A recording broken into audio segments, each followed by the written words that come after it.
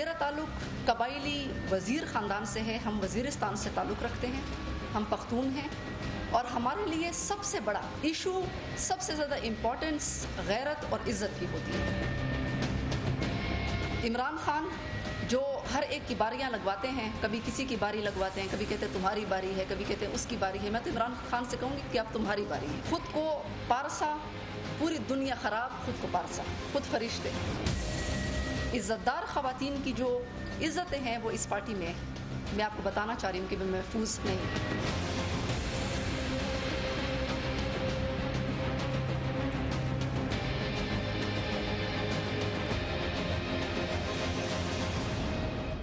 अस्सलाम वालेकुम नाज़रीन, प्रोग्राम में खुशामदीद। आपको कहता हूँ आपका मेज़बान अली हैदर। नाज़रीन, आयशा गुल अली साहबा की जानिब से जो इल्ज़ामात लगाए गए उसका आज जवाब भी दिया गया, कल भी जवाब दिया गया, आज फिर एक प्रेस कॉन्फ्रेंस की गई। पाकिस्तान तहरीक इंसाफ के तर्जुमान ने वो प्रेस कॉन्फ्रेंस की, ख़वातीन भी उसमें शामिल थी, उसको रिफ्यूट करने की कोशिश की गई। इस पर भी हम आएंगे। उससे पहले नाज़रीन, आज जो गुफ्तगू कुछ नून लीग के रहनुमाओं ने की और बिलखुसूस दानियाल अजीज़ और हनीफ अब्बासी साहब की जानिब से अक्सर हमें वो सुप्रीम कोर्ट में हियरिंग्स के बाद नज़र आते थे अपने स्टांस को, अपने पार्टी के स्टांस को डिफेंड करते हुए। आज जो उन्होंने गुफ्तगू की उसमें अब ठके छुपे अल्फाज का इस्तेमाल नहीं किया जा रहा, वाज़े तौर पर बताया जा रहा है कि उनके खदशात हैं क्या। और उनका सबसे बड़ा खदशा जो मेरी समझ में आया है वो ये समझते हैं कि इदारे और बिलखुसूस जुडिशरी, उसका झुकाव एक ख़ास सियासी जमात की तरफ है, उस सियासी जमात की तरफ है जिसकी कि वो मुखालफत या वो इनकी मुखालफत करते हैं। हमें ज्वाइन किया इस वक्त पंजाब के वज़ीर कानून मुस्लिम लीग नून के सीनियर रहनुमा जनाब राना सनाउल्लाह साहब ने। सर बहुत शुक्रिया आपके वक्त का। साथ ही साथ हमें ज्वाइन किया है पाकिस्तान तहरीक इंसाफ के मरकजी तर्जुमान जनाब फवाद चौधरी साहब ने। चौधरी साहब आपका भी बहुत बहुत शुक्रिया। इससे पहले कि मैं आपसे गुफ्तगू का आगाज़ करूँ, मैं नाज़रीन को सुनाना चाहता हूँ कि आज क्या बात की गई मुस्लिम लीग नून की जानिब से, उनके रहनुमाओं की जानिब से, क्या अंदेशा है उनका, क्या खदशात हैं उनके, सुन लीजिए ज़रा। उस वक्त भी 450 छोड़ दिए गए, इमरान खान, जहांगीर तरीन छोड़ दिए गए। सिर्फ ये फैसला हुआ कि इसका केस चलाना है, किसका, प्राइम मिनिस्टर ऑफ पाकिस्तान का। डे टू डे हियरिंग, उसमें जो है अगर सुबह का वक्त दिया जाता पैनामा को, जो वादा था, तो शाम का, दोपहर का वक्त जो है वो इमरान खान और जहांगीर तरीन को नहीं दिया जा सकता था। लेकिन अब वो मंतक जो है वो अब समझ आ रही है कि उसकी वजह क्या थी।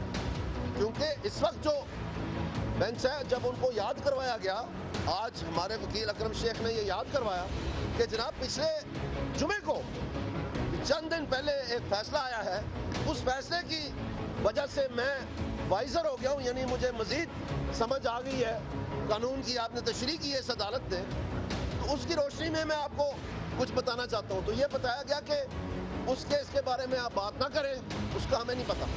हमारे जो संगीन तरीन खदशात थे, जो संगीन तरीन खदशात थे,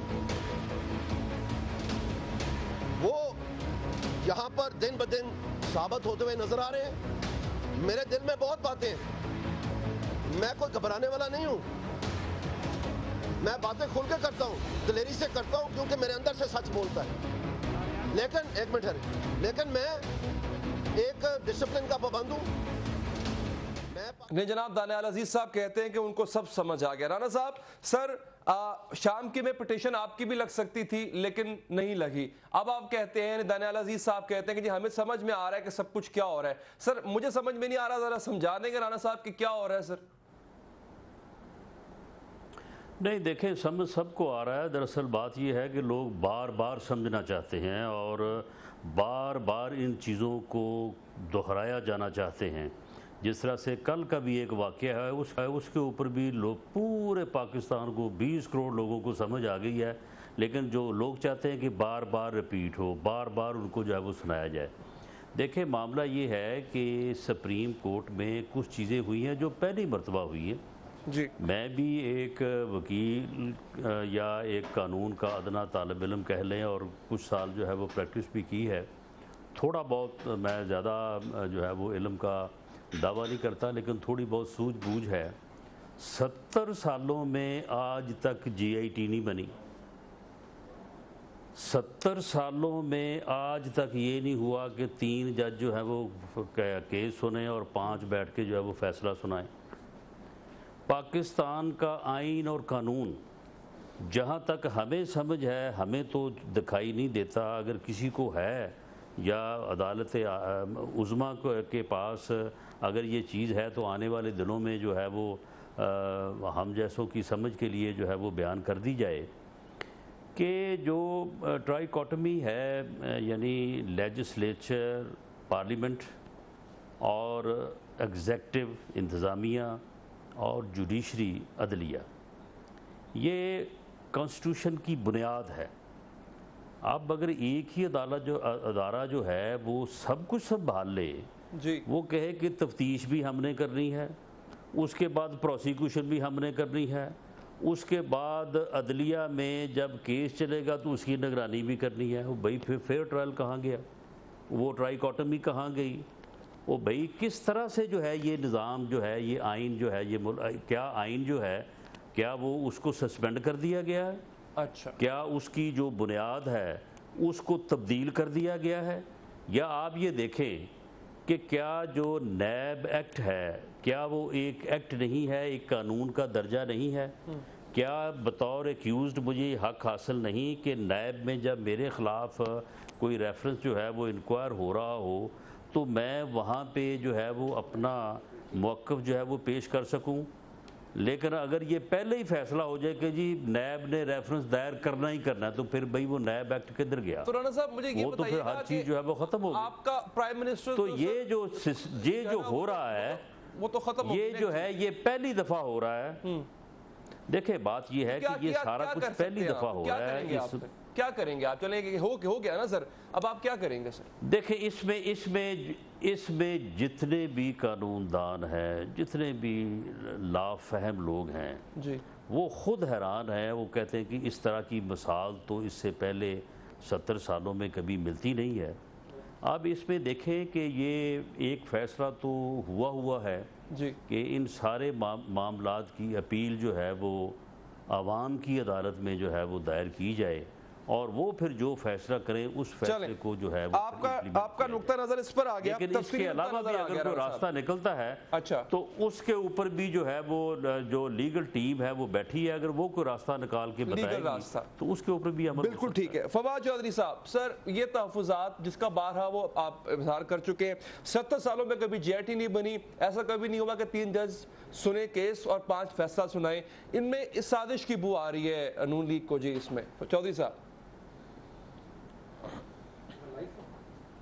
सही, पहली बात तो यह है कि 70 साल में ये भी कभी नहीं हुआ कि वज़ीर आज़म पाकिस्तान के ऊपर एक इंटरनेशनल ऑर्गेनाइजेशन ये कहे कि वो अपनी प्रॉपर्टीज़ लंदन में ऑफशोर कंपनीज में होल्ड किए हुए हैं, 370 अरब रुपया 14 कंपनियां बना के उनमें रोल ओवर किया जाए, मनी लॉन्ड्रिंग की जाए, करप्शन की वो बातें जो आपने देखी हैं ये पाकिस्तान की तारीख में अनप्रेसिडेंटेड है।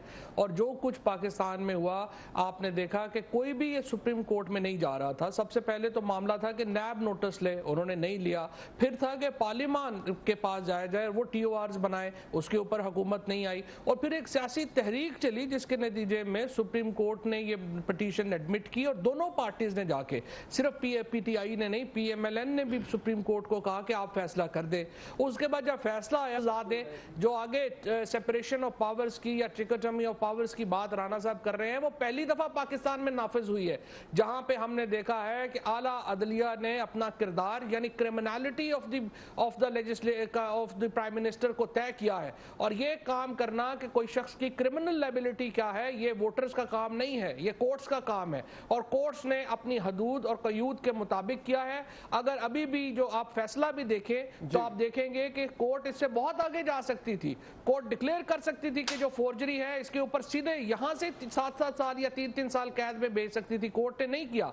इन्होंने लिहाज किया अभी जजेस ने इनका, वरना जिस तरीके से इन्होंने केस कोर्ट में लड़ा, जिस तरह से इन्होंने अपने डॉक्यूमेंट जाली जमा कराए, जिस तरह से इन्होंने डिफेंस के बारे में झूठ बोला, इनको तो ट्रायल के बगैर भी 3-3 साल जेल भेजा जा सकता था। लेकिन अदालत ने इनका लिहाज किया और फिर नैब कोर्ट को जो है केसेस भेजे हैं जहां पे एविडेंस होनी है। और क्रिमिनलिटी के ऊपर राणा साहब को पूरा हक हासिल है, प्रोसिक्यूशन को हक हासिल है, वो आएंगे एविडेंस लीड करेंगे। डिस्क्वालिफिकेशन का मामला पूरी तरह सुप्रीम कोर्ट की जुरिस्डिक्शन थी, उनका इख्तियार था। और ये बात PMLN ने तस्लीम की थी। अब जब फैसला खिलाफ आ गया है तो अब कह रहे हैं, और ये दानियाल अजीज साहब को तो चूंकि वजीर नहीं बना रहे हैं तो उनका ख्याल है कि बजाय इसके कि मैं बाहर खड़ा होकर खुद को आग लगाऊं तो क्यों ना मैं यहीं से जो है वो फारिग हो जाऊं सुप्रीम कोर्ट से। वो तो चाहते हैं कि एक और बड़ी अहम चीज है, कर रहे हैं सिर्फ और सिर्फ सीधी कंटेम्प्ट है। फैसला खिलाफ आने पर एतराज भी है इनका, लेकिन एक और एतराज भी है जो मैंने आपको पहले सुनवाया। मैं आपको एक और क्लिप सुनवाता हूं हनीफ अब्बासी साहब का। असल उनका यह है कि जनाब एक इसी तरह की पिटीशन आपके खिलाफ भी लगी हुई है, तो उनका ये खदशा है या उनका ये एतराज है कि उस पे उस मेरिट पर काम नहीं हो पा रहा है। जरा सुन लें, हनीफ अब्बासी ने और आपका भी नाम लिया उसमें, चौधरी साहब जरा सुन लें। इतना बड़ा इल्जाम आप पे लगा जिससे आप तो शर्म से नहीं डूबे, ना आपने डूबना है। क्यों कि आप इसको शर्म समझते नहीं है। जिस तरह आपके स्पोक्समैन ने खवातीन की इज्जत को पामाल किया, जिसका नाम फवाद है, जिसको रखा इस काम के लिए गया है कि उसको हड्डी डालता है जो भी, तो वो फाऊ फाऊ फाऊ शुरू कर देता है। तो इमरान खान और जो लोग कहते थे कि ये डिस्क्वालिफिकेशन नहीं बनती और ये फलां नहीं बनता, आज तो खुद बुलाकर कहना चाहिए, आज खुद बुलाकर कहना चाहिए। इन इल्जामात की अगर तहकीकात न हुई तो हम समझेंगे इस मुल्क से इंसाफ का, कानून का जनाजा निकल गया। आप उस बेटी को कह रहे हो कि तुम बताओ तुम्हें मैसेज कौन सा है, शर्म नहीं आती तुम्हें? बेशर्म हो तुम। अब वो अल्फाज तो चौधरी साहब मैं दोहरा नहीं सकता जो इन्होंने कहे आपके बारे में, वो मैं बल्कि कंडेम करूंगा, ऐसे अल्फाज नहीं कहने चाहिए। लेकिन इनके इंप्रेशन ये मिल रहा है सर कि ऐसा समझते हैं नून लीग वाले कि शायद इदारों का झुकाव आपकी तरफ है।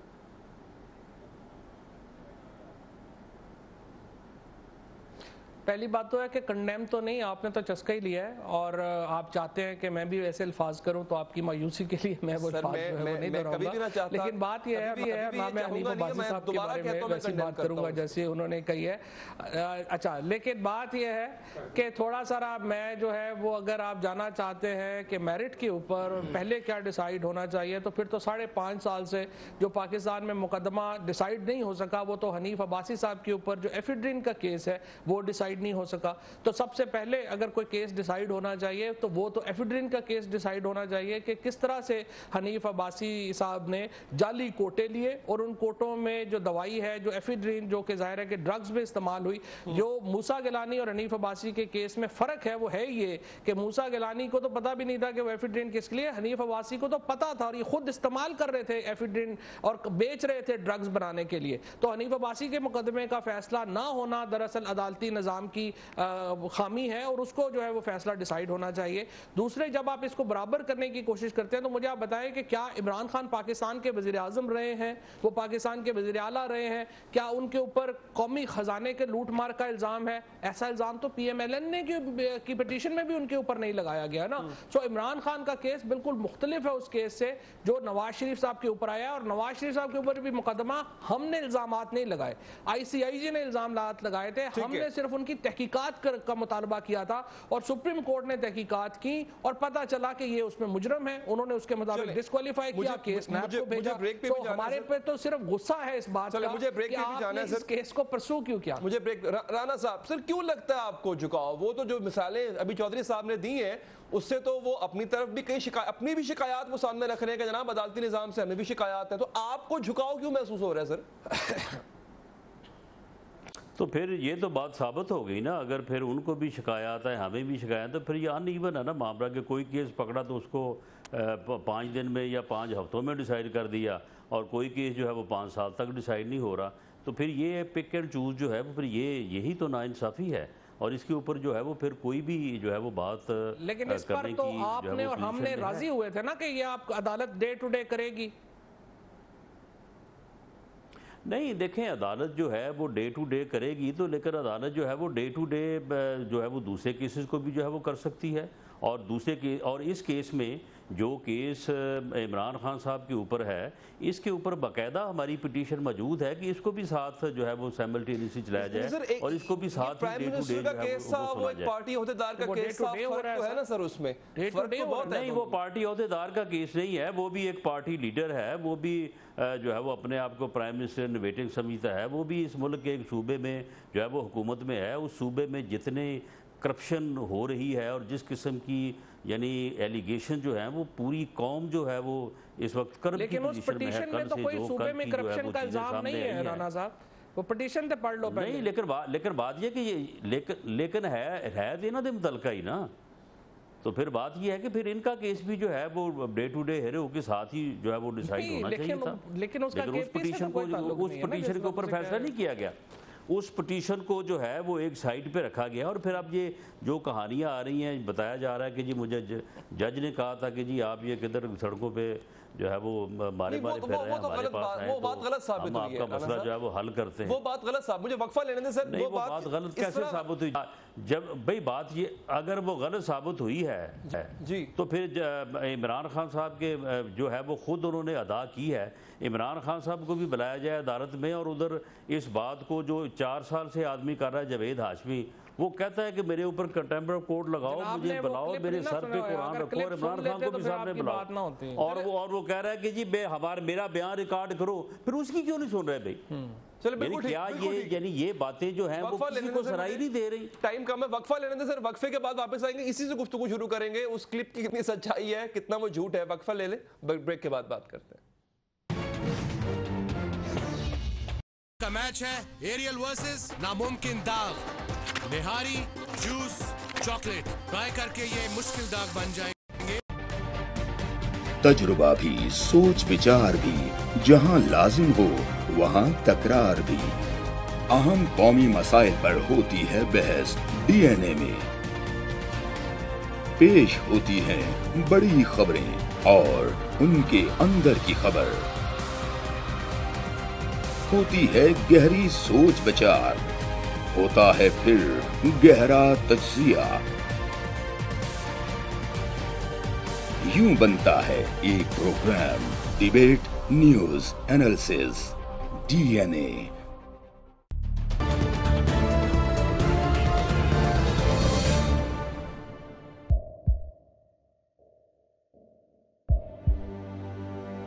आवाजों के शोर में मकासद गुम हो जाते हैं।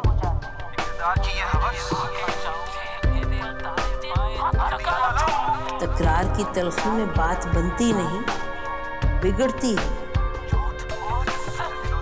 लेकिन हम तलखी से नहीं, मुकालमे से बात बढ़ाएंगे।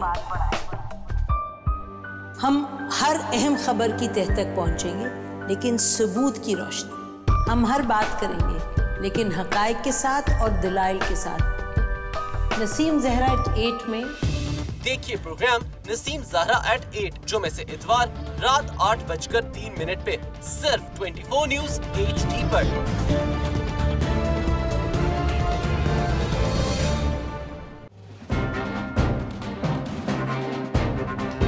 लिखते रहे जुनू की हिकायात खूं चुका।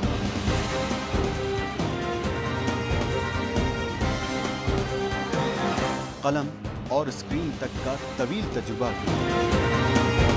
एक भरपूर सहाफती तारीख के साथ प्रोग्राम मुजाहिद लाइव। देखिए प्रोग्राम मुजाहिद लाइव पीर से जुमेरात शाम 7:03 पे सिर्फ 24 न्यूज़ HD पर।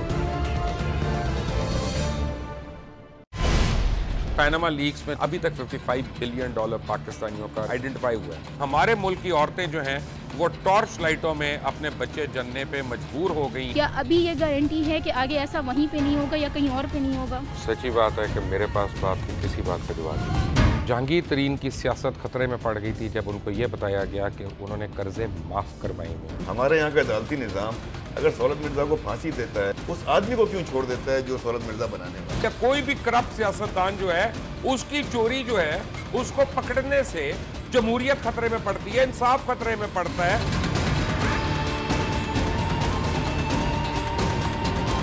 जो ताकतवर लोग हैं उनके लिए ना कानून है ना इंसाफ है। अब ये जवाई पुलिस यानी दामाद पुलिस में कन्वर्ट हो चुकी है। जितना लुच्चा उतना ऊंचा, इस मुल्क की तो यही स्टोरी है। जैसी करनी वैसी भरनी। देखिए प्रोग्राम खरा सच पीर से जुमेरात की रात 10:03 पर सिर्फ 24 न्यूज HD पर। इंशाल्लाह हम कौम की तकदीर बदल देंगे, इंशाल्लाह लोड शेडिंग खत्म कर देंगे, एम्प्लॉयमेंट लेकर आएंगे, इंफ्रास्ट्रक्चर बिल्ड करेंगे। तो मैं इन बातों पर यकीन ना करूं क्योंकि वो असेंबली में बात कर रहे हैं और ये सब सियासी बयान है, इनकी कोई अहमियत नहीं है। क्या कहेंगे आप? अभी आप एक प्रोग्राम कर रहे हैं, दूसरा इसी तरह करेंगे तो आपके थोड़ा सा ना उसमें लफ्जों में फर्क पड़ जाएगा। आपने भी तारीख पढ़ी है और तारीख बशरियत में अब तक यही होता आया है कि माँ बाप ने अपनी औलाद को बचाने के लिए बड़ी कुर्बानियां। एक दौर ऐसा भी आएगा कि एक शख्स अपनी वजारत उज़्मा बचाने के लिए पूरी दुनिया में अपने बच्चों को चोर, डाकू और लुटेरा कहलवाएगा। कुलभूषण यादव, आपने इंडिया का मंकी पकड़ा हुआ है तो उसको दुनिया के आगे प्रेजेंट क्यों नहीं करते? UN में 14 साल बाद पाकिस्तान के किसी सरबराह ने खड़े होकर कश्मीर पे जोर मचाया। कुलभूषण का नाम नहीं लिया। देखिए प्रोग्राम इख्तिलाफ राय पीर ता जुमेरात रात 8:03 पर सिर्फ 24 न्यूज HD पर।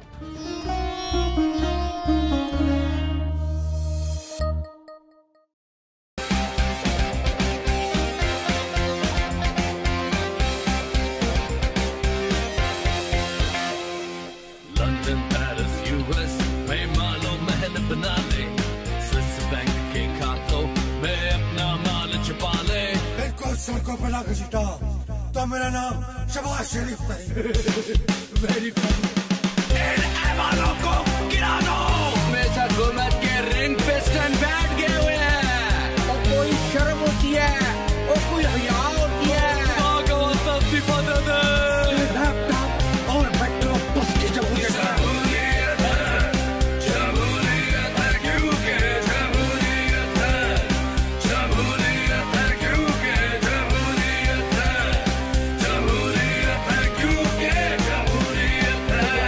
साथ साथ नाज़रीन आपको ये भी बताएंगे आज जो ऐलान होना था नई कैबिनेट का वो भी नहीं हो सका।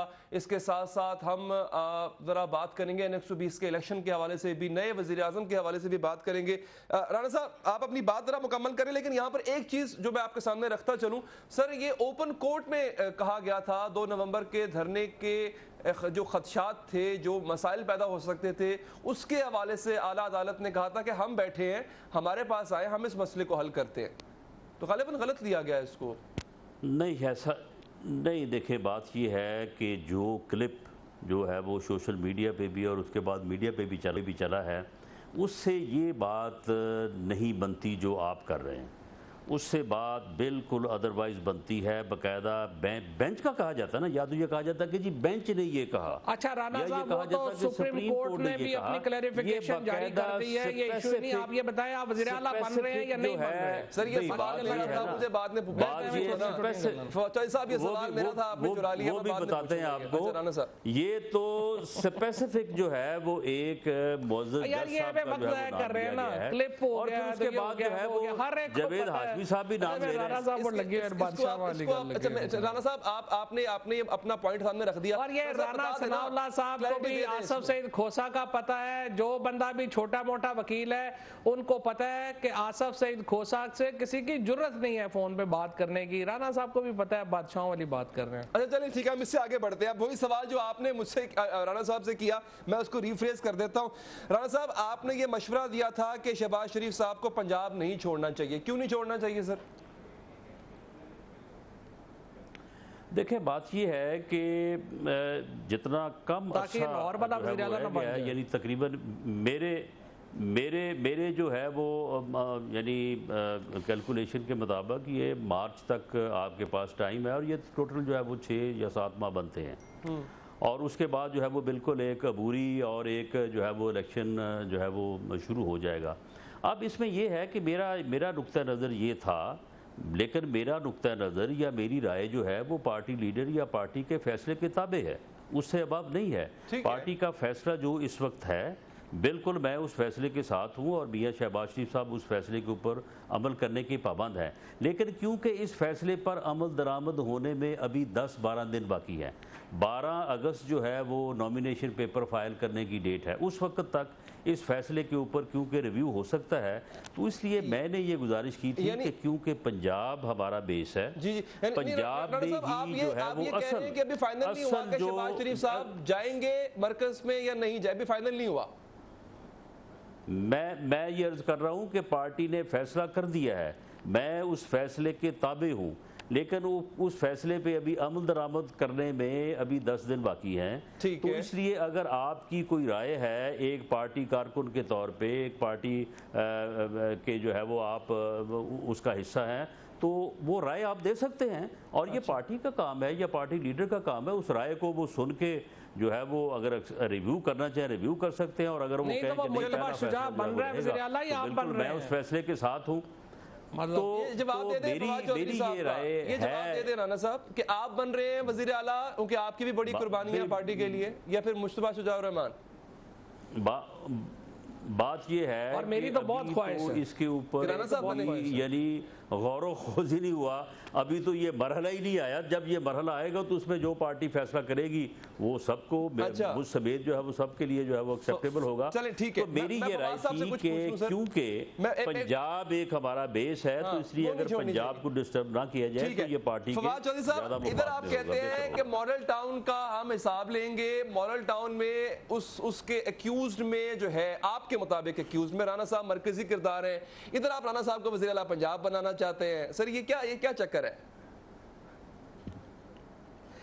हाँ, वो बस इसकी वजह यह है कि मैं जिसको कहता हूँ ना वो बनाए, वो उसको बिल्कुल नहीं बनाते। तो पहले मैंने दानियाल की वजारत के लिए बड़ी कोशिश की है, आपको पता है, और वो नजदीक नहीं आ सका, लिहाजा मेरा ख्याल है मैं जुबान पाई फवाद साहब आपने माशाल्लाह जो है वो वापस ही ले लूं। अच्छा नहीं तो राना साहब आपकी बात में मुस्कुरा रहे हैं। चौधरी साहब मुझे ये बताइएगा सर, आप क्या समझते हैं कि आपके मुताबिक के इस्तीफे के बाद ये अब आपको समझ आ गई है कि ये चौधरी साहब बात क्यों कर रहे हैं, आपको समझ आ गई है? सर आ गई है, मुझे पूरी समझ आ गई। आज के नशिस्त के बाद मैं बड़ा कुछ सोच के और समझ के यहाँ से उठूंगा, मुझे पता है। फवाद चौधरी साहब आप खिलाफ बोले, किसके खिलाफ बोलेंगे आप ताकि वो वज़ीर आला पंजाब बन जाए? फिर फवाद चौधरी साहब देखिए, बात यह है कि ये तो खैर ऑन सीरियस नोट PMLN का अपना एक इंटरनल फैसला होगा, जिसको भी वो बनाना चाहेंगे वो उसको बनाएंगे और अपनी राना साहब की और उनकी पार्टी का अपना मामला है जिसको वो आगे लेके जाए। लेकिन in the larger scale Pakistan, मैं राना साहब से एग्री कर रहा हूँ कि पाकिस्तान इलेक्शंस की तरफ बढ़ रहा है। राना साहब ने आगे पहले इशारा ये कहा कि उन्होंने कहा कि फैसला जो हुआ है वो हम सबसे बड़ी अदालत में चैलेंज करेंगे, यानी पाकिस्तान के लोगों की अदालत में चैलेंज करेंगे। वहाँ पर थोड़ा प्रॉब्लम आ जाता है, क्रिमिनलिटी को आप जो है वो वोटों से नहीं डिटरमिन कर सकते। इस तरह तो फिर जो दुनिया का बड़े बड़े माफियाज हैं वो अपने आप कहें कि जनाब वो हॉस्टेज बनाए शहरों को और उसके बाद वोट ले लें और अल्लाह अल्लाह सल्लाह खैर सल्लाह, कोई प्रॉब्लम ही नहीं है। ये क्रिमिनलिटी अदालतें तय करती हैं, जो राना साहब की और PMLN की लॉजिक है। उसके बाद तो फिर हम कवानीन की किताबें, सॉरी दोबारा बोलिए। पार्टी अपनी जगह इंटैक्ट है चौधरी साहब, पार्टी को कुछ हुआ, नुकसान नहीं हुआ नवाज शरीफ साहब के वजारत से हटने के बाद? अच्छा हाँ, पार्टी जो है ना वो दो चीज़ों का इंतज़ार कर रही है। पार्टी जो है वो PMLN की अगर आप हिस्ट्री देखें तो ये पार्टी इतनी ही इंटैक्ट थी जब जुनेजो साहब के साथ थी तो तकरीबन 3 दिन लगे थे, नवाज शरीफ साहब पूरी पार्टी ले गए थे। फिर पार्टी उतनी ही इंटैक्ट थी 93 में और फिर कोई 5-7 दिन में पूरी पार्टी भट्टू साहब ले गए थे और 99 में ही पार्टी बड़ी इंटैक्ट थी और महीने में शुजात साहब सारी पार्टी ले गए थे। सो ये पार्टी अल्हम्दुलिल्लाह बस एक ही दफ़ा जाती है जिधर जाती है। तो ये इस वक्त दो चीज़ों का वेट कर रहे हैं। एक ये वेट कर रहे हैं कि क्या इमरान खान डिस्क्वालीफाई होगा सुप्रीम कोर्ट से या नहीं, और तमाम लोगों को इन्होंने यकीन दिलाया हुआ है कि इस केस का वेट कर लें। तो लोग वेट कर रहे हैं, तो इंशाल्लाह वो वेट कर लें अगले 15-20 दिन, एक वक्फा ले लेते हैं। और उसके बाद दूसरा ये है कि पंजाब में जब तक शहबाज शरीफ और राना सनाउल्लाह की हुकूमत है उस वक्त तक ये पार्टी इंटैक्ट है। जिस दिन ये दोनों यहाँ से स्लाइड करेंगे आप देखेंगे कि पार्टी कैसे यहाँ पे हटती है, कोई बंदा साथ नहीं रह जाएगा। चले मुझे वक्फे के बाद नाज़रीन, जो आयशा गुल अलई साहिबा ने इल्जामात लगाए, जो उनके जवाब पर जवाब आना शुरू हुए, वो आपको बताएंगे। कुछ चीजें क्लैरिफाई भी करनी है आपके सामने मेरी तरफ से, वो भी आपके सामने रखूंगा ब्रेक के बाद।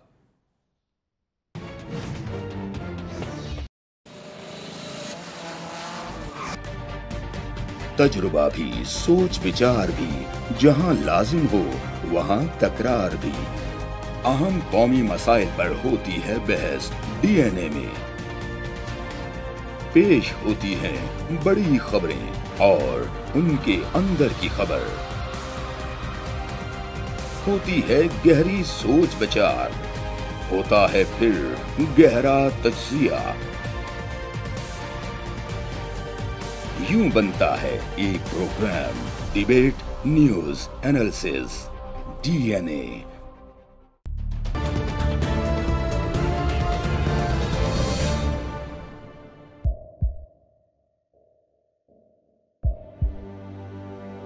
आवाजों के शोर में मकासद गुम हो जाते हैं।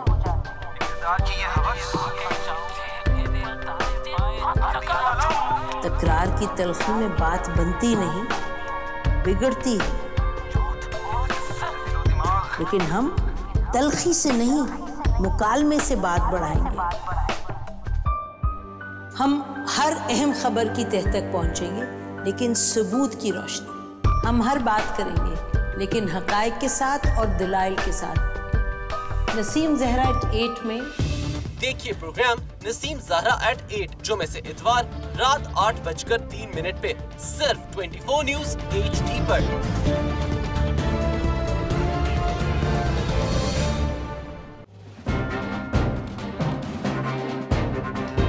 लिखते रहे जुनू की हिकायात खूं चुका।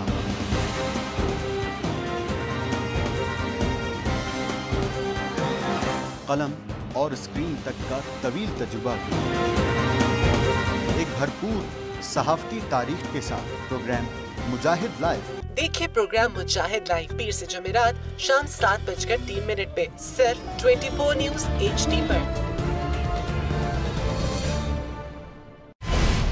पैनामा लीक्स में अभी तक $55 बिलियन पाकिस्तानियों का आइडेंटिफाई हुआ है। हमारे मुल्क की औरतें जो हैं वो टॉर्च लाइटों में अपने बच्चे जनने पे मजबूर हो गई। क्या अभी ये गारंटी है कि आगे ऐसा वहीं पे नहीं होगा या कहीं और पे नहीं होगा? सच्ची बात है कि मेरे पास बात की किसी बात का जवाब नहीं। जहांगीर तरीन की सियासत खतरे में पड़ गई थी जब उनको ये बताया गया कि उन्होंने कर्जे माफ करवाएंगे। हमारे यहाँ का अदालती निज़ाम अगर सौलत मिर्जा को फांसी देता है, उस आदमी को क्यों छोड़ देता है जो सौलत मिर्जा बनाने वाला? क्या कोई भी करप्ट सियासतदान जो है उसकी चोरी जो है उसको पकड़ने से जमहूरियत खतरे में पड़ती है, इंसाफ खतरे में पड़ता है।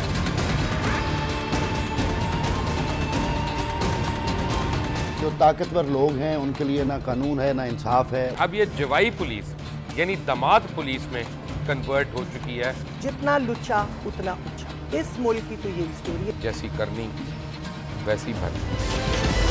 देखिए प्रोग्राम खरा सच पीर से जुमेरात की रात 10:03 पर सिर्फ 24 न्यूज़ HD पर।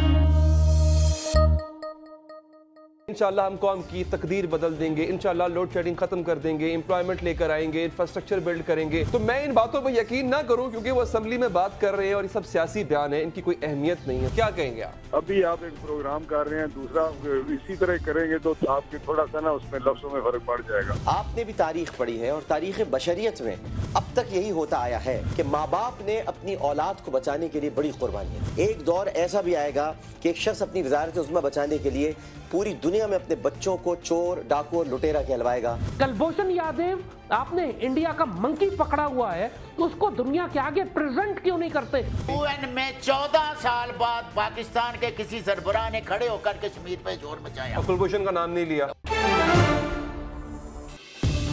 देखिए प्रोग्राम इख्तलाफ राय पीर ता जुमेरात रात 8:03 पर सिर्फ 24 न्यूज़ HD पर।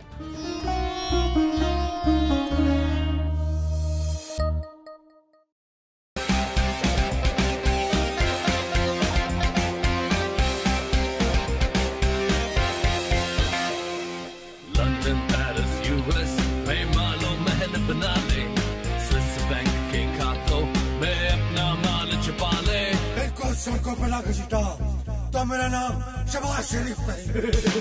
Very funny. इन ऐवानों को गिरा दो। हमेशा हुकूमत के रिंग पे स्टैंड बैठ गए हुए हैं। तो कोई शर्म होती है और कोई हया होती है। इस्तीफा दे दे। लैपटॉप और मेट्रो बस की जमहूरियत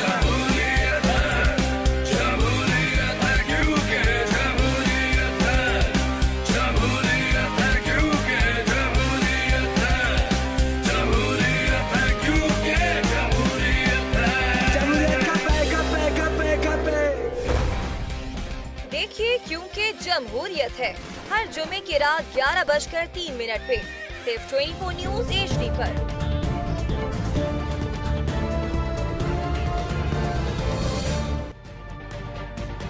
तजुर्बा भी, सोच विचार भी, जहां लाजिम हो वहां तकरार भी। अहम कौमी मसाइल पर होती है बहस DNA में।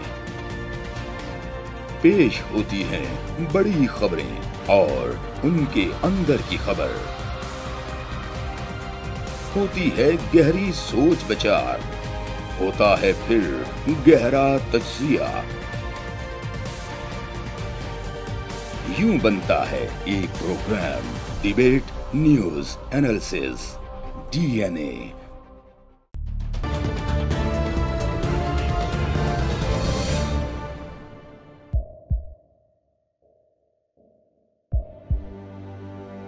आवाजों के शोर में मकासद गुम हो जाते हैं।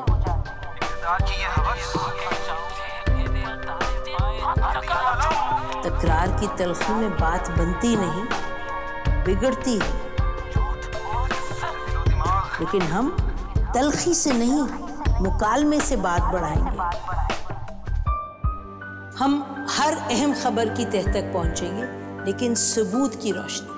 हम हर बात करेंगे, लेकिन हकायक के साथ और दलाइल के साथ। नसीम ज़हरा @8 में देखिए प्रोग्राम नसीम ज़हरा @8 जुमे से इतवार। एक दर्द, एक तकलीफ महसूस हुई है। ये दर्द आयशा आहत के लिए महसूस क्यों नहीं हुआ था सर? देखें, बात ये है कि नून लीग, ठीक है, ये इसी तरह से होता है, सासी थ्योरी, जनाब ये कर दिया वो कर दिया। अब उसके ऊपर इन्होंने एक जो है वो फुल फ्लेज जो है वो इन्होंने एक हमला जो है वो एक कैंपेन लॉन्च की हुई है। लेकिन बात ये है कि एक आदमी जो पिछले 3.5 साल से मुल्क में हर बंदे की इज्जत, हर बंदे पे लान तान कर रहा था, ये खुदा की लाठी बे आवाज़ है।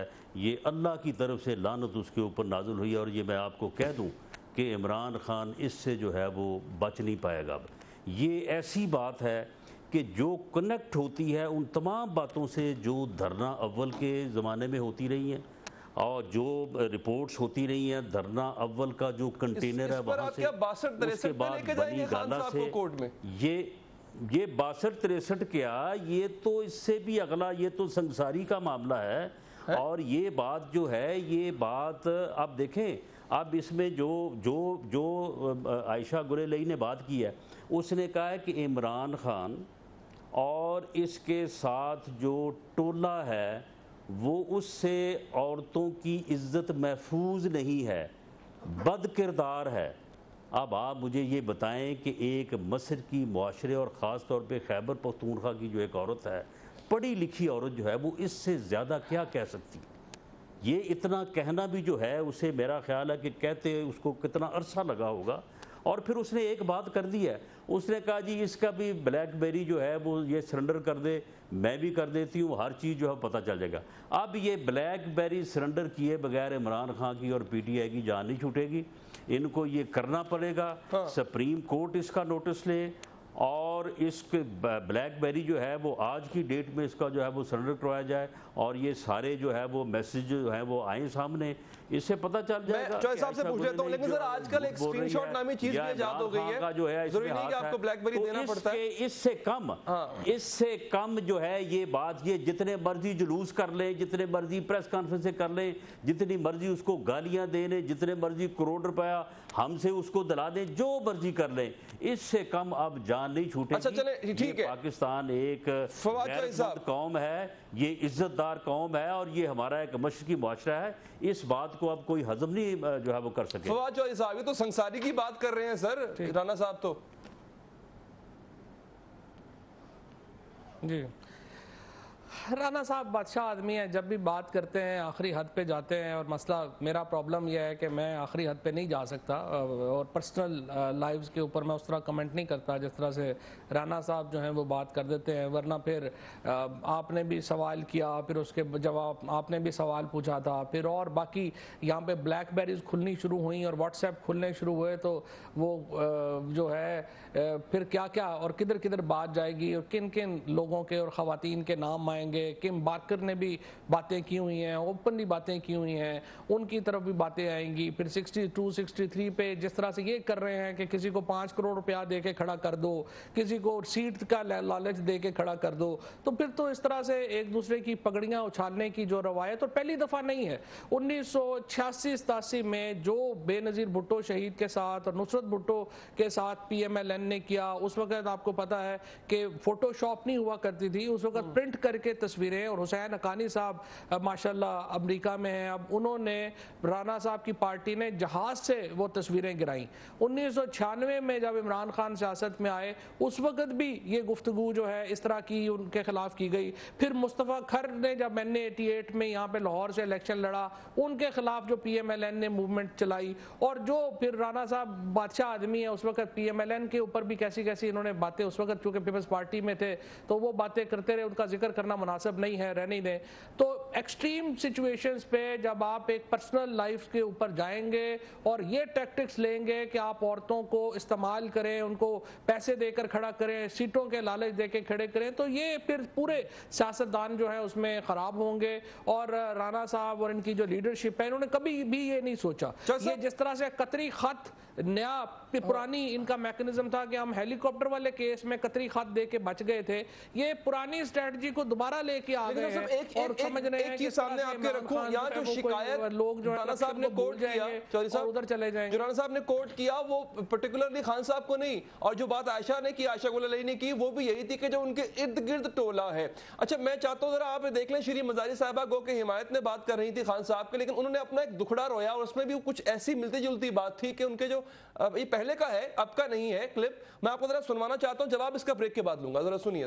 मैंने स्टेटमेंट दी खान साहब के खिलाफ, मेरी बेटी पे जो ट्विटर पे अटैक हुआ है, गंद फेंका गया है, गाली गलोच, और PTI के जो ट्विटर पे जाते हैं, मैं समझती हूँ ये इससे मुझे इतना अफसोस और रंज हुआ है। हमारे अपने लीडर्स, कई लीडर्स की भी बच्चियां हैं, इस तरह PTI के यूथ को जो ट्विटर अकाउंट्स पे हैं, भी आप मुझे गालियां दें, स्टेटमेंट तो मैंने दी थी खान के खिलाफ, मेरी बच्ची को टारगेट करना और उसको अटैक करना, वो भी PTI की बड़ी इंथुजियास्टिक मेंबर थी, उन्होंने तो पहले ही छोड़ दी, और उसको इतनी गंदी गंदी गालियां। और ये मैं कहती हूँ कि हैरान और परेशान मैं तो रहेगी कि क्या ये PTI के यूथ का कल्चर है कि जो आपके डिसएग्री करे या खान आपके लीडर से जरा डिफरेंस शो करे या क्रिटिसाइज भी करे, तो उनके बच्चों को आप गाली गलौज करना शुरू कर दो पब्लिकली सोशल मीडिया पे, और सोशल मीडिया सेक्रेटरी जनरल और उनके बेटे कंट्रोल करते हैं। न्यू फोन का सुपर कार्ड फिट है, एक बार तजुर्बा भी, सोच विचार भी, जहां लाजिम हो वहां तकरार भी। अहम कौमी मसाइल पर होती है बहस DNA में। पेश होती हैं बड़ी खबरें और उनके अंदर की खबर। होती है गहरी सोच विचार, होता है फिर गहरा तज्जिया। यूं बनता है एक programme, debate news analysis DNA।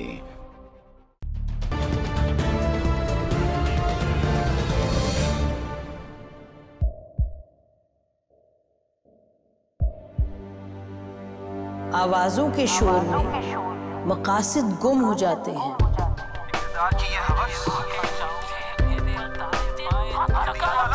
तकरार की तलखी में बात बनती नहीं, बिगड़ती है। लेकिन हम तलखी से नहीं, मुकालमे से बात बढ़ाएंगे। हम हर अहम खबर की तह तक पहुंचेंगे, लेकिन सबूत की रोशनी। हम हर बात करेंगे, लेकिन हकायक के साथ और दलाइल के साथ। नसीम ज़हरा 8 में देखिए प्रोग्राम नसीम ज़हरा @8 जुमे से इतवार रात 8:03 पे सिर्फ 24 न्यूज HD पर।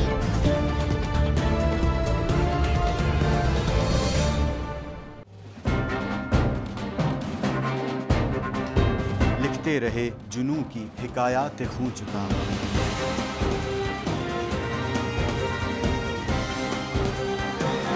कलम और स्क्रीन तक का तवील तजुर्बा एक भरपूर सहाफती तारीख के साथ प्रोग्राम मुजाहिद लाइव। देखिए प्रोग्राम मुजाहिद लाइव पीर से जुमेरात शाम 7:03 पे सिर्फ 24 न्यूज HD पर।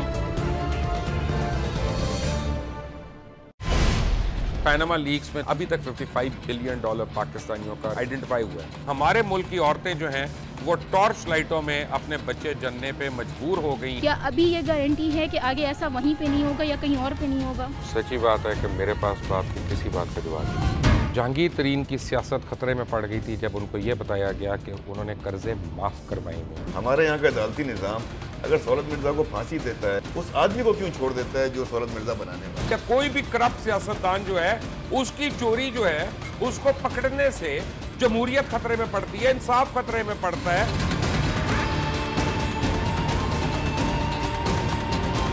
जो ताकतवर लोग हैं उनके लिए ना कानून है ना इंसाफ है। अब ये जवाई पुलिस यानी दामाद पुलिस में कन्वर्ट हो चुकी है। जितना लुच्चा उतना ऊंचा, इस मुल्क की तो यही स्टोरी है। जैसी करनी वैसी भरनी। देखिए प्रोग्राम खरा सच पीर से जुमेरात की रात 10:03 पर सिर्फ 24 न्यूज HD पर।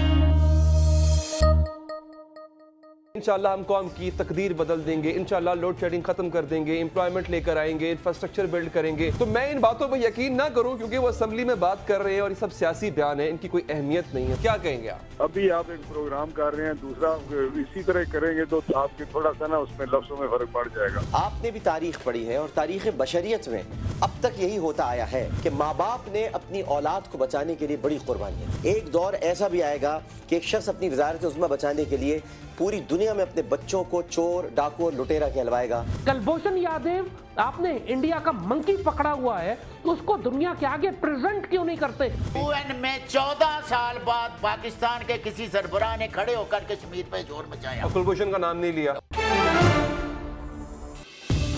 देखिए प्रोग्राम इख्तलाफ राय पीर ता जुमेरात रात 8:03 पर सिर्फ 24 न्यूज HD पर।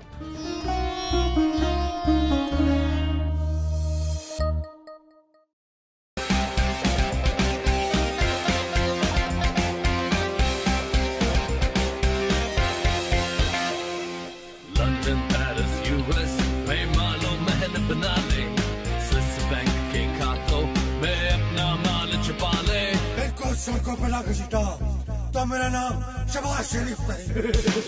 Very funny. इन ऐवानों को गिरा दो। मेरे हुकूमत के रिंग पे स्टैंड बैठ गए हुए हैं। और कोई शर्म होती है और कोई हया होती है। उन्हीं लोगों से होती है जो इर्द गिर्द होते हैं, जो यूथ विंग के लोग होते हैं, वो इस तरह की हरकतें करते हैं। कुछ इससे मिलती जुलती बात गुलाल अली साहब ने भी की थी।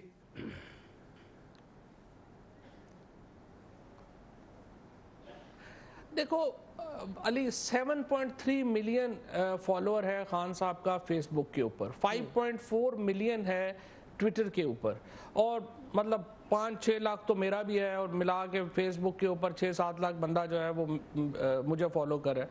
अब ये सारे लोग फ्रैंकली को मेरे कहने पे तो नहीं है, बड़े लोग हैं जो रोजाना उनको एक चीज़ मेरी पसंद आती है, मेरी तारीफ करते हैं, अगले दिन मुझे गालियां निकालते हैं। इसी तरह से जो PMLN के लोग हैं, आप मुझे ट्विटर लाइन के ऊपर जाएं, दुनिया जान की मुझे गालियां पड़ रही होती है, तो मैं ये कहूँ कि ये राना सनाउल्लाह करा रहे हैं। जाहिर है राना साहब का कंट्रोल नहीं होगा उनके ऊपर, या एक है। और फिर हमारे यहाँ बहुत लोग हैं जो एक्सट्रीमिस्ट हैं, वो आप बताएं कि हमें जो मुझे तो 50 बार तो जो है वो फतवे निकले हुए हैं कि जो है आपको गोली मार देनी चाहिए। तो ये तो पाकिस्तान की सियासत की रियलिटी है। हमारे यहाँ एक्सट्रीमिस्ट हैं लोग जो है वो आपको गालियां भी देते हैं, आपको कुछ भी करते हैं। ये तो पॉलिटिशियंस का काम है कि अपनी सोसाइटी को और अपने इख्तलाफात को उस नहज पे ना लेके जाएं कि आपको एक दूसरे के ऊपर जो है आपके फॉलोवर जो है वो उसके ऊपर आ जाएं। तो ये जो मामला इस वक्त चलता है, जो बात वहाँ पर हो रही है या जिसकी आपने डॉक्टर शीरी मज़ारी की भी बात की है, तो वो तो फॉलोअर्स की जिम्मेदारी इमरान खान के ऊपर या लीडरशिप के ऊपर तो नहीं डाली जा सकती। वो उस वक्त उन्होंने जो है वो बात की है। इसी तरह से यहाँ पे जो बात हो रही है, मैं नहीं कहता जो रोजाना ट्विटर के ऊपर जो अपना लोग PMLN के कर रहे हैं वो PMLN की लीडरशिप शायद ना करा रही है, और मैं उनको डायरेक्ट एक्यूज भी नहीं करता, इसलिए आपको PTI की लीडरशिप को भी एक्यूज नहीं करना चाहिए। एक और चीज नाज़रीन के सामने रखना चाहता हूँ, फिर मैं राना साहब की तरफ भी जाऊंगा कि इन पर्टिकुलर जिस लेडी आयशा गुल अली साहबा के हवाले से उनकी डिसिप्लिन की खिलाफ वर्जी के हवाले से भी काफी शिकायत थी। इसके आईनी शाहिद खुद कामरान शाहिद साहब हैं। उन्होंने दुनिया न्यूज कैम में ये डिस्क्लोज किया जब वो खान साहब से इंटरव्यू करने के लिए मिलने गए। वो जरा उन्होंने क्या कहा उन्होंने, जिसकी वजह से उनको डांट पड़ती थी आयशा गुल अली को, जरा ये सुन लीजिए आप। कल हम इमरान खान के साहब के घर पे थे बनी गाला में, जब उनका इंटरव्यू रिकॉर्ड हो रहा था, और आयशा गुल अली जो थी वो वहाँ पे आई हुई थी, और जो हमने देखा वहाँ पर और जो हमने सुना, मैं चाहता हूँ वो भी आपको आवाम को उसके मुतालिक बताया जाए। फर्स्ट हैंड इंफॉर्मेशन हुआ को यूँ कि कल जब हम इंटरव्यू के लिए इमरान साहब की तरफ गए तो टाइम था कुछ 5:30 बजे का, लेकिन वो थोड़ा सा लेट इसलिए हो गया क्योंकि उन्होंने BBC वालों को टाइम दिया हुआ था पहले। तो जब वो इंटरव्यू दे रहे थे BBC का, तो हम भी वहीं बाहर मौजूद थे और आयशा गुल अली भी वहाँ मौजूद थी। तो इमरान खान साहब जो थे वो इंटरव्यू दे के BBC का अचानक निकले अपने ऑफिस से, और उनकी कॉरिडोर में से आगे मुलाकात हुई आयशा गुल अली साहिबा से। तो उनको नहीं पता चला, हम लोग वहाँ खड़े हुए थे पीछे, मैं ऑब्वियसली कॉफ़ी पी रहा था, हमारी टीम के लोग भी खड़े हुए थे। तो इमरान खान ने जिस तरीके से उनको डांटा, और वो डांटा इस बात के ऊपर कि आयशा गुल अली साहिबा पर पार्टी की तरफ से ये इल्ज़ाम था कि वो पार्लियामेंट के सेशंस को अटेंड नहीं करती, और इमरान साहब जो थे उनको ये कह रहे थे कि मैं मेरिट के ऊपर चीज़ों को देखता हूँ, मुझे आपके मुतालिक इतनी शिकायतें आ रही हैं। राना साहब, इन खातून की पहले डिसिप्लिन के हवाले से इतनी शिकायत थी जो ये खान साहब से चाहती थी, यानी NA1 के टिकट के हवाले से बात ये कहा जा रहा है वो इनको मिला नहीं, तो फिर ये कहा जा रहा है कि आखिरी रिजॉर्ट इनके पास यही था कि वो इमरान खान के किरदार पे बात करें और पार्टी से जान छुड़ा लें। यार देखें, बात ये है कि ये जो केस उसने बनाया है सेक्सुअल हरासमेंट का, अब इसमें देखें जितनी बात आयशा गुल अली ने की है, वो एक आखिर ख़ातून है, एक हमारा मशरक़ी मुआशरा है, यहाँ पे ख़ातून जो भी बात करे अल्टीमेटली जो है वो उसको भी जो है वो नुकसान होता है, खा वो कितनी ही क्यों ना इनोसेंट हो। मैं इस बात को और नहीं बढ़ाना चाहता कि इस तरह के काम जो है फिर